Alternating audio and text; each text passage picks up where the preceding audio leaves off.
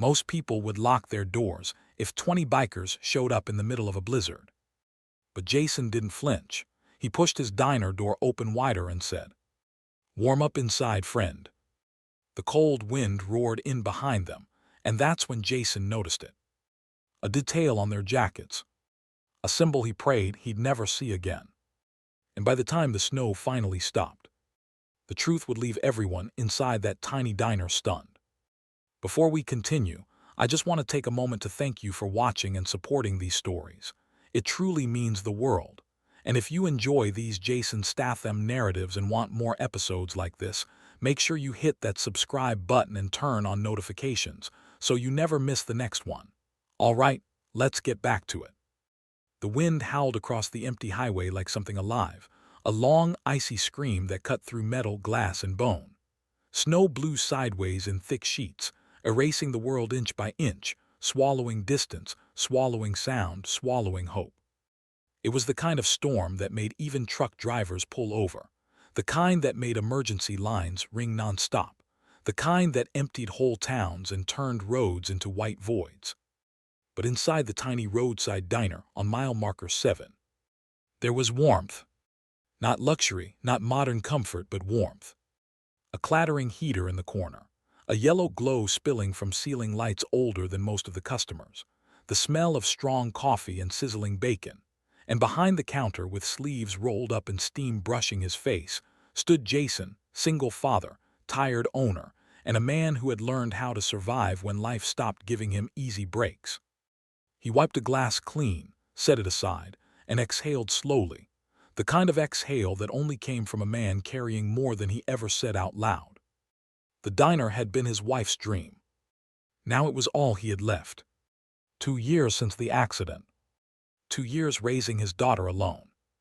2 years of doing whatever he had to keep the lights on, to keep food on the table, to keep that little girl warm, safe, and smiling. Tonight had been slow, painfully slow. Only 2 tables occupied, both by stranded travelers who looked more at the storm windows than at their food. And Jason kept glancing at the clock on the wall, 8:53 p.m., because every minute after 9 was a minute his daughter was awake at home waiting for him. He'd promised her hot cocoa tonight. He promised he'd be back before she drifted off. He always tried to keep promises now. He'd broken too many long ago. Not intentionally, life had simply ripped choices from his hands, but a child didn't understand that. So now he made sure every promise stuck. As he ladled soup into a bowl, the power flickered once, twice, and every head inside lifted. Jason froze. Not now. Not during the storm. He lifted his voice. "Don't worry, folks. If the grid goes, I've got a generator in the back. You'll stay warm." A murmur of relief spread through the room. Then the faintest noise. Rumbling. Growing louder. Deeper. Rolling through the whiteout like distant thunder. Jason's eyes narrowed. That wasn't the storm. That was engines. Several. No, not just several. Many. The travelers in the diner turned toward the windows, but the swirling snow outside made it impossible to see anything farther than a few feet. Another rumble. Closer this time. Jason's jaw clenched. Motorcycles. No sane biker group would be riding in a blizzard. Not unless they had to, or unless they were the kind who didn't fear nature or consequence. Jason set down the ladle. Every muscle in his body tensed in a way he hadn't felt in years. Not since before the diner. Before his daughter. Before the life he rebuilt. The door latch rattled as the wind pushed against it. Jason wiped his hands on a towel, walked around the counter, and stood in front of the entrance. He didn't raise his fists. He didn't adopt a fighting stance. He simply waited. The travelers whispered nervously. Then the door swung open. A wave of blizzard air blasted in, freezing, violent. And standing in the frame was a giant of a man, covered in snow from head to boots, beard frozen stiff, leather jacket stiff with ice. Behind him, through the storm, shadows moved, silhouettes of massive figures, all wearing matching jackets. The big man blinked against the warm light, breath fogging. Jason didn't move. The stranger stared back at him. Neither spoke for a long, heavy second. Then Jason stepped aside and opened the door wider. "Warm up inside, friend." A few people gasped softly. Who invites a blizzard-covered biker into a near-empty diner, and 20 more behind him? But Jason didn't flinch. He saw something the others didn't. These men weren't here to break windows or flip tables. They were half-frozen, fingers stiff, lips blue. They were men who'd been fighting the storm just to stay upright. Slowly the large man stepped inside, then another, and another, until the tiny diner felt 2 sizes too small. The warmth hit them immediately. Some exhaled shakily. Some rubbed their hands together. One looked like he might drop to his knees. Jason pointed to tables. "Sit wherever. Got soup, coffee, chili, whatever you need to warm up." The leader gave a faint nod. "Storm swallowed the road. Bikes started icing up. We saw your lights." Jason nodded once. "That's what they're there for." The customers, especially the older couple, looked terrified, but Jason shot them a reassuring glance. They trusted him. They always did. Within minutes, Jason was moving between tables, serving steaming bowls, pouring coffee, dropping bread baskets. The storm howled outside, but inside, for a moment, things felt almost calm. Almost, until Jason noticed something. A symbol, embroidered on the back of the bikers' jackets. A symbol that halted his heart. A snarling wolf skull with chains wrapped around it. Jason's hands froze over a bowl. He knew that symbol. He knew it far too well. He hadn't seen it in 10 years. But he would never forget it. It belonged to a group that had once been infamous across 3 states. A group involved in things that weren't street fights or bar scuffles. A group that had cost him more than they'd ever know. But they weren't supposed to be active anymore. The feds had supposedly dismantled them. The leaders arrested. The rest scattered. So why were 20 of them standing in his diner? Jason turned slowly. His heart beat steady but heavy. The big man, the one who'd first stepped inside, lifted his mug. Snow melted off his beard, dripping onto his jacket. Then he said something that froze Jason colder than the storm outside. "You're him, aren't you?" Jason didn't blink. "Depends who you think I am." The man smirked. Hard to forget the face of the guy who tore down half our chapter. A slow dread unfurled inside Jason's chest. 10 years ago, before the diner, before his daughter. He had indeed crossed paths with this group. He had been young, reckless, trying to do some good in a dirty world. And when he'd stepped in to stop the wolves from hurting 3 innocent people, things had gotten bloody. He put 5 men in the hospital, 2 in prison, and one, the leader, had sworn revenge before being dragged away in cuffs. Jason swallowed. Didn't come looking for trouble then, not looking for it now. The man leaned back. Steam curled from his coffee.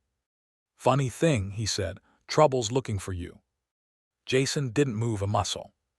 But every instinct he had, every trained, hardened instinct from the life he tried to bury, switched on like a set of alarms.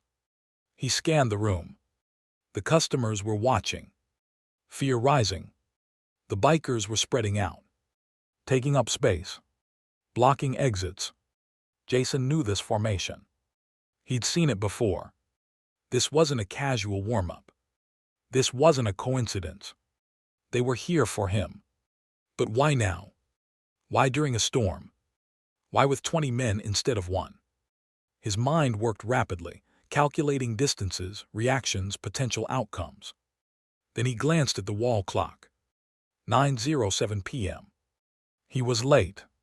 His daughter would be worrying. He had promised her he'd be home before bed. And now 20 ghosts from a life he had left behind were sitting in his diner, a diner with innocent people inside. Jason inhaled slowly through his nose, grounding himself. He couldn't let fear spread. Not here. Not in this place he built with his wife's memory stitched into every corner. So he steadied his voice. "Eat, warm up, then go. Storm will clear in a few hours." The big man smirked. Jasonstatham telling us what to do. Feels like old times. Jason locked eyes with him. I'm telling you what's right, not what to do. A few of the bikers chuckled under their breath. One leaned over to another. Sarge was right, he is soft now. Soft. Jason didn't react, but the word struck something deep. Not anger, but responsibility. If these men wanted a fight, they'd pick the wrong night, the wrong place, the wrong man. He wouldn't let violence touch his customers. He wouldn't let this diner fall. And he damn sure wouldn't let anything keep him from getting home to his daughter. Jason stepped closer to the biker leader. You're in my house, he said quietly. Weather outside raging, warmth inside trembling on a wire. I'll give you food, I'll give you shelter, but I won't give you fear. A tense silence fell over the room. Then the biker leader leaned forward. His voice low, dangerously calm. We didn't come for your fear. Jason's jaw flexed. Then what did you come for? The man smiled. A message. Jason felt the entire diner shift. Customers stiffened. Bikers straightened in their seats. The storm outside crashed against the windows like a fist. The leader took a slow sip of coffee. Then he set the mug down and said words that made Jason's blood run cold. A man like you doesn't get to walk away from the past. And tonight, that past is knocking on your door. Jason didn't show fear. He barely blinked. But he felt it. He felt something darker than the blizzard. Something he thought he buried years ago. The door to the diner rattled again, not from wind this time. From someone standing outside. Someone the bikers were waiting for. Jason turned his head slowly. And the customers held their breath.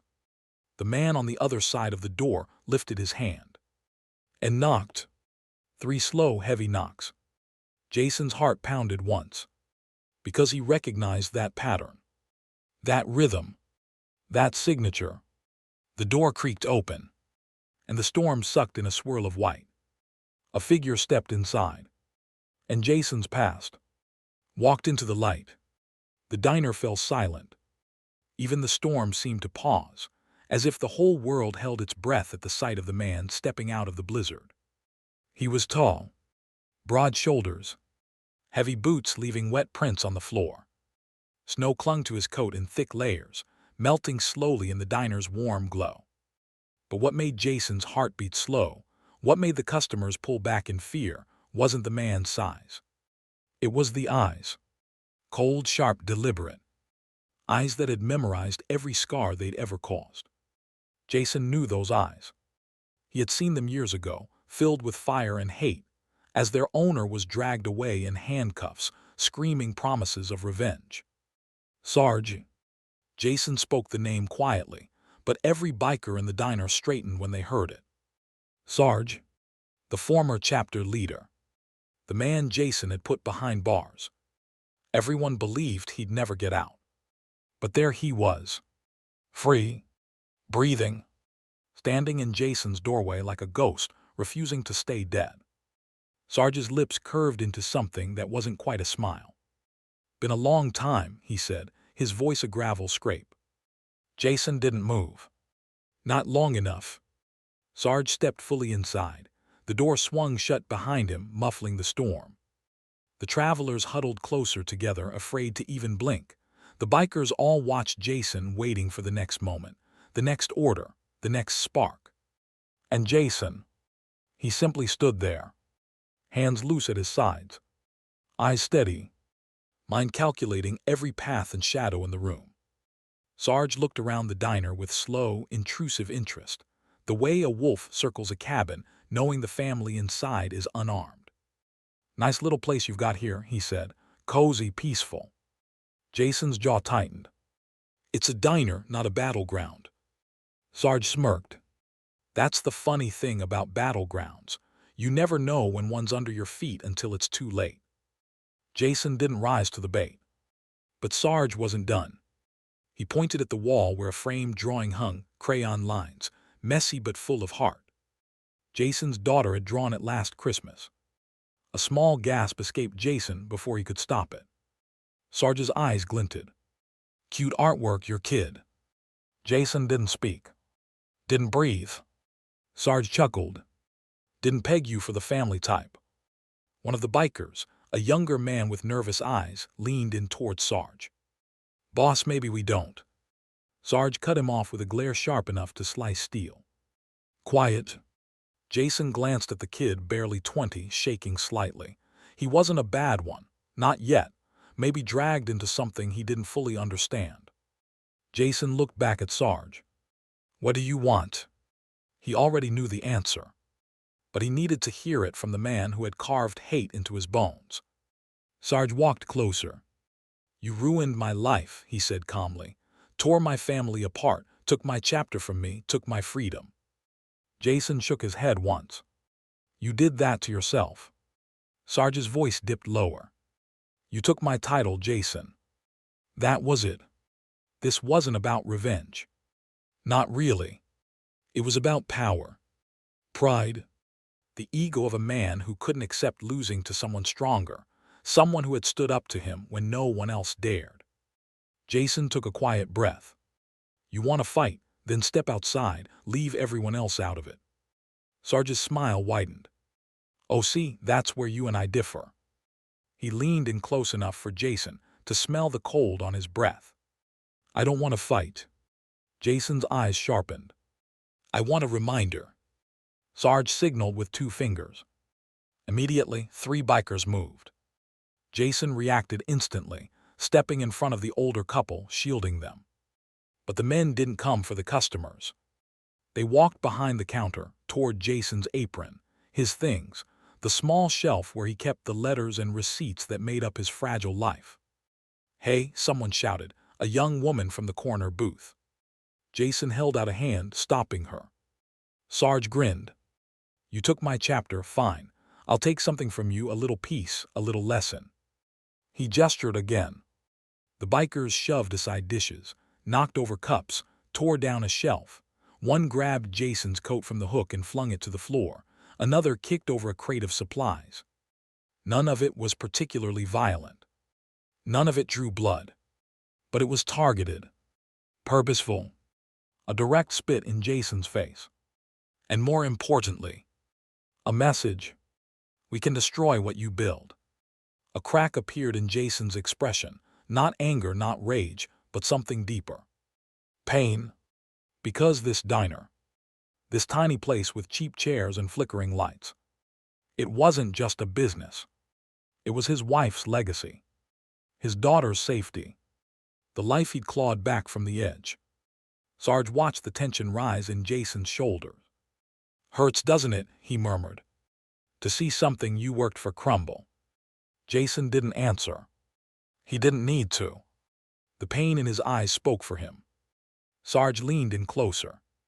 Imagine that feeling, Jason, then multiply it by the years I spent locked up because of you. Jason's fists tightened. Not in anger, but because he knew something broken was about to snap. A different biker, the one who had seemed uneasy earlier, finally spoke up, voice trembling. Boss, this isn't right. Sarge turned slowly. Come again. The kid swallowed. He let us in, gave us food, gave us heat. He didn't fight us. We're not supposed to hurt civilians. Sarge stared at him. The diner went silent. Jason watched carefully. The young biker's voice shook. I didn't sign up for this part. This isn't a message, it's petty. Sarge's face darkened, a shadow creeping across his features. Son, he said quietly, you signed up for whatever I tell you. The kid shook his head. No, not anymore.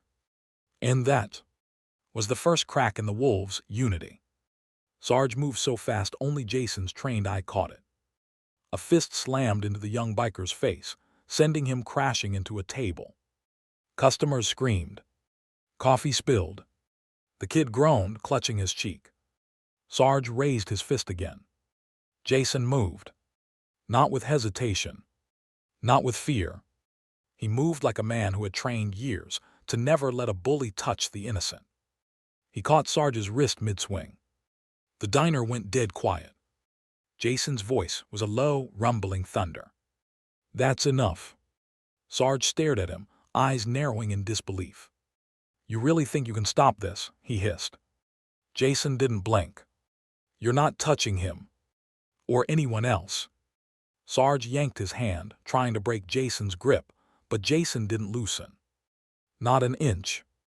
The other bikers started rising from their seats, pushing chairs back, cracking knuckles, preparing for chaos.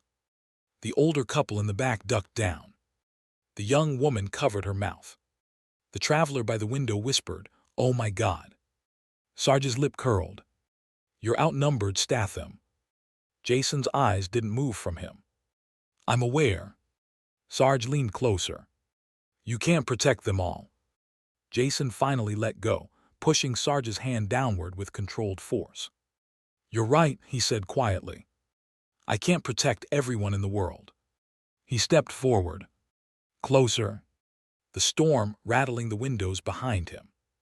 "But I sure as hell can protect everyone in my diner." Sarge laughed. A cruel, mocking sound. "You've changed," got soft. Jason stepped even closer, until he was eye to eye with the man he once took down. "You're mistaken." A heartbeat passed. Jason's voice dropped to a whisper, lethal and calm. "I didn't get soft." He tilted his head slightly. "I got something to fight for."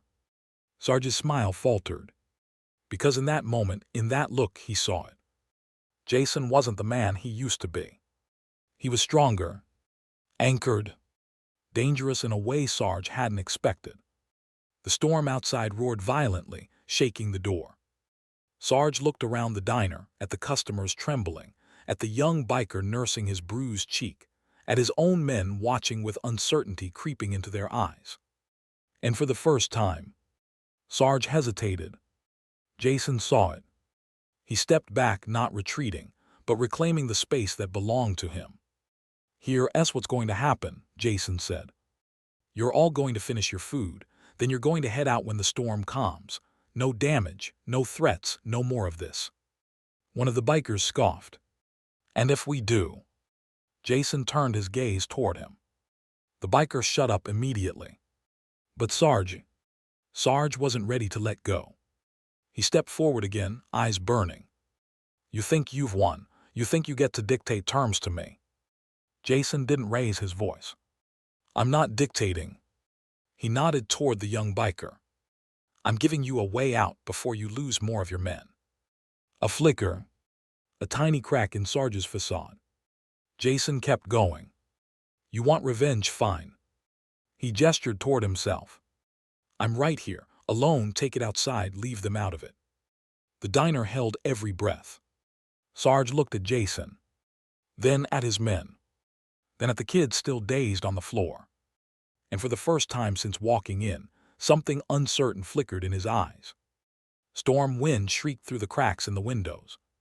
Finally Sarge spoke. "Outside." Jason nodded. He stepped toward the door.